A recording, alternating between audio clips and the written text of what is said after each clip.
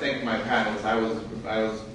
I'm a teacher, so I love to take notes, and I think I got 10 pages of notes. And thank you, Renee, again, and all your colleagues. I know it's only 5 minutes, so I jot down a few things about looking at internal and external. And I'm going to be very honest and open with you. But I'll start with a personal story. I have a daughter. She's 5 years old. And my parents and family are originally from Hyderabad, Deccan. And I had recently taken a course at a university that was looking at history in the United States, or ethnic history. And we had to do a presentation. And when I talked about it, I said, I am so far removed from my own family history, being born here and grown up here, and only gone back to India a few times. I go, that's going to get even less for my daughter, for Nasreen. And so I got to learn more. I said, I have to learn more about my own history of Hyderabad, Deccan in India, for them to be able to converse with their grandparents in the native tongue, etc., etc. Now, internally and externally, 2 things internally happened. Number one, and I'm talking for the American Muslim community, when 9/11 happened, it forced us to get out of our isolation. And I always like to call it the triangle of isolation. You go from home to work, and then all the necessary things, bank and food and movies and all of that. But did we interact in society? No. Okay? Did you know us as, oh, he's the soccer father or he's part of the PTA? No. Because we inherited and we brought that cultural baggage from back home.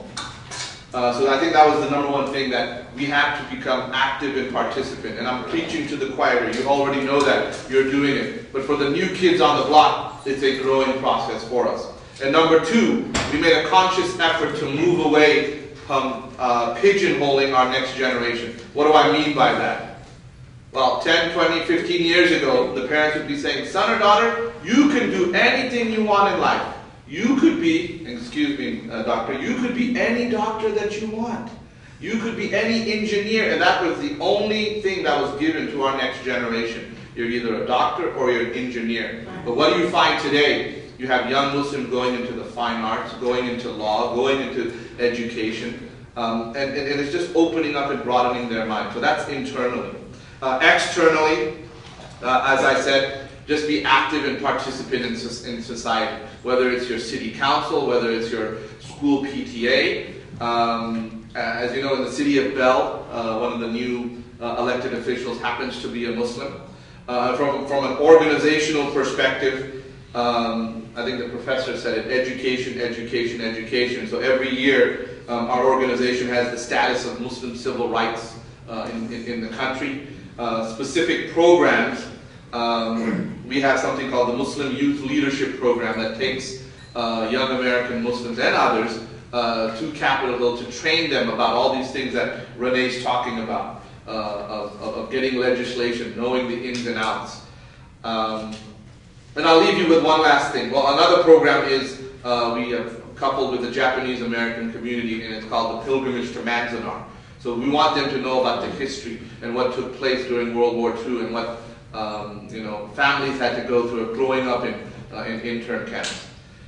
internment camps or concentration camps. The last thing is we have Keith Ellison. He's from Minnesota, Congressman Keith Ellison, and he happens to be Muslim. So when he was first elected, the question came up, well, Mr. Ellison, you're a Muslim, so how can you put your hand on the Bible? And he said, I have no problem in doing that. But since I am a Muslim, I would prefer to do it on the Quran. And there was a lot of, hoop and holler about that. So what did the congressman do?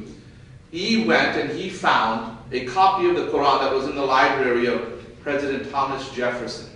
And he said, I'm going to use the president's Quran. And all his critics on this side, they couldn't say anything.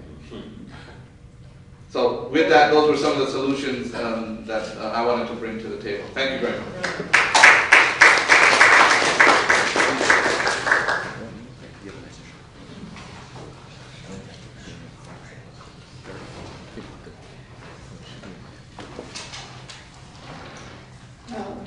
Certainly one of the things that we need to do for education is become involved with you local politicians. I'll hear an amen from Ed in a minute. We cannot keep taking funding from education and expecting that schools are going to be able to do their job. Yes. Now, I think we can continue to do some things, but we cannot do all the things.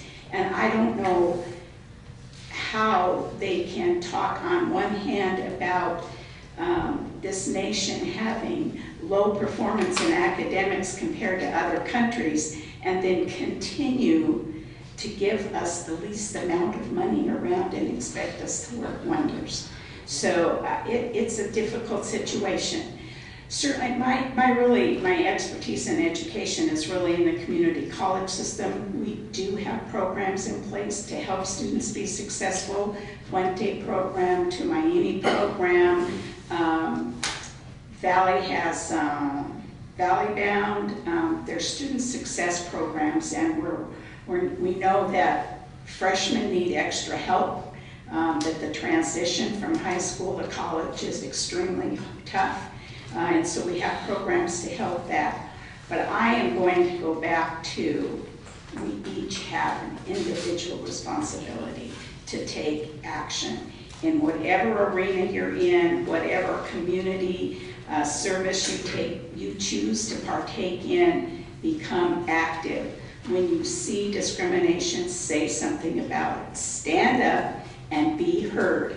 And to me, if we're not individually willing to do that, then we need to stop whining.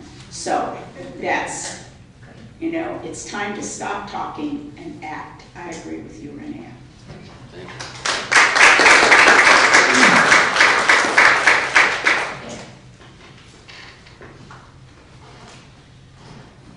Churches are interesting institutions. We all know the power of religion to oppress, to liberate, to sensitize, to desensitize. And churches are all different.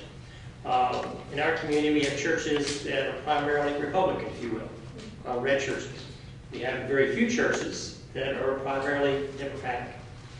And so in those churches, they address issues more up front.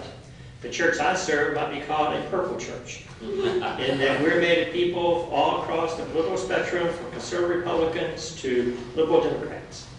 And it's always a joy for me to see people of different political perspectives be able to sit down and to talk and to listen and to honor one another. When I came to the church, I was always delighted to see one of our very conservative men, a man who was a retired colonel, sit down oftentimes at lunch on Sunday. We went out to a restaurant next to our most liberal woman in the congregation. And they would sit down and they would, for an hour and a half, have this discussion. And to see the respect that they share to one another. And so to be communities of dialogue becomes very important.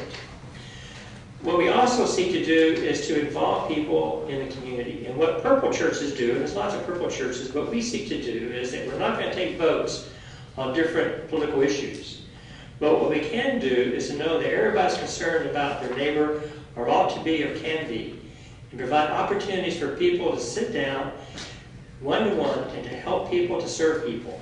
Be it in tutoring, be it in working in English as a second language, be it in doing kinds of sitting down and working with people one by one, serving in the community. And so we seek to do that, to sensitize people to the needs and the hurts and the hopes of others. The other thing that I'm concerned about is simply that we don't do a good enough job talking about the common good. No one really wants to pay for the common good. And to be able to help people understand that there is a common good, and those who are more privileged derive more from that common good than others and ought to pay for more of it. It's a very simple mathematical formula, if you will. If you have more, you benefit more. If you have more, you benefit more from the police because you got more to protect. You ought to pay more. And to be able to educate people along that way, it doesn't really grow out of my own religious commitment per se, except for I think that we are responsible for the good of the whole and for that common good.